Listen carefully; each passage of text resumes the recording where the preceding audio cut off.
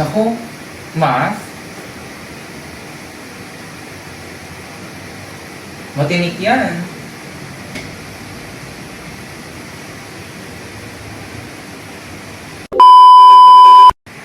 Sigurado ako na marami sa atin na ganyan ang reaksyon kapag mathematics ang subject of discussion. Aminado rin naman ako. Hirap din ako dyan.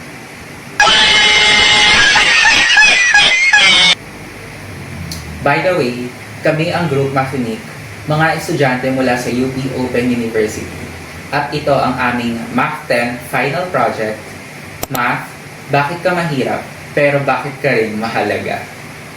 Noong 2018, nang lumabas ang resulta ng PISA o Program for International Student Assessment, pumabilang tayo sa mga bansang pinakamababa sa mathematics proficiency. Ang problemang ito ay hindi lamang basta problema, may malalim itong pinaghuhugutan, lalo na sa kung paano tayo tinuturuan at natututo ng math. Unang challenge, ang ating kaguruan. Lumabas sa ilang pag-aaral na marami sa ating mga kaguruan ang nahihirapan sa math content and pedagogical knowledge. Madalas, itinuturo sa mga estudyante ang math sa pamamagitan ng memorization imbis na real-world application tulad ng creative arts or di kaya reflective activities na maaari silang gumamit ng mga material na makikita sa kanilang paligid. Paano magugustuhan ng mga estudyante ang math kung ang pagtuturo nito ay masyadong tradisyonal at formal na hindi naman nakakakonekta sa personal life at experience? Ikalawang challenge, ang structure ng curriculum. Gumagamit ang K-12 system ng spiral progression approach. Sa katunayan, magandang ideyang ito, lalo na sa actual implementation, particular na sa pagtuturo ng math. Gayunpaman, madalas itong nauuwi sa pautay-utay o pira-pirasong pagkatuto, na ituturo nga ang bawat mathematical concepts pero hindi naman ito naiintindihan ng mga estudyante upang matuto. Ang resulta, kakulangan sa conceptual understanding. Bukod sa naging tugon ng DepEd na baguhin na naman ang curriculum, dapat ding i-review ang curriculum sa asignaturang mathematics. Panghuling challenge, ang learning environment ng mga estudyante. Malaking porsyento ng ating education sector ang nakararanas ng digital divide tulad ng kakulangan sa devices na magagamit sana ng mga estudyante sa kanilang pag-aaral at mga guro sa kanilang pagtuturo. Dahil dito, imbes na lumawak ang isip ng estudyante, lumalawak lamang ang achievement gap sa edukasyon. Nariyan din ang paggamit ng language bilang medium sa pagtuturo. Madalas, English kasi ang gamit sa math.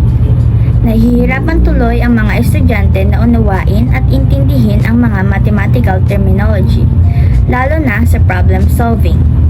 Kung sa math nga ang problem ay sinusolve, ano rin ba ang dapat nating gawin sa mga ganitong educational issues? Edi, isolve din natin yan. Dapat na bigyang pansin at bigyang prioridad ang mas malalim na mastery ng mga estudyante sa basic literacy at problem solving sa pamamagitan ng pag-i-integrate ng mga activities na base sa real life. Kumbaga, yun bang mapagninilayan at mananamnam ng mga estudyante. Kailangan i-review ng curriculum sa mathematics, dapat din paunlarin ang teaching style ng kaguruan. Dapat na itaguyod ng mga guro sa asignaturang ito ang problem-solving approach, kung saan ang mathematics ay tinuturo sa pamamagitan ng mga real-world contexts. Ang mga pamamaraan tulad ng realistic mathematics education na gumagamit ng Filipino context para sa collaboration ay napatunayang epektibo sa pagpapalakas ng proficiency ng mga estudyante. Sa pamamagitan nito, nagiging relevant at significant ang math. Siyempre, wag na natin palayuin. Kailangan din nating tulungan at suportahan ang mga kaguruan. Ang professional development ng mga guro ay nararapat na nakatuon sa mastery at epektibong paggamit ng technology. Sa pamamagitan nito, ng pagkakalooban sila ng mahusay na kasanayan sa pagtuturo at upang tagumpay silang makapagturo. Hindi ko na palalampasin, bukod sa professional at skill development ng mga guro, itaas din ang sahod ng guro better sahod, better life, at better work.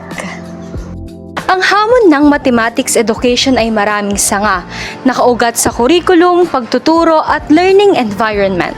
Kung susuportahan lamang ng sambayanan at pamahalaan ang kanilang mga reforma at pahahalagahan ng mathematics, mas makikita natin ang asignaturang ito bilang mahalaga at hindi mahirap. Ngayon mo sabihin, mahirap ang math o madali?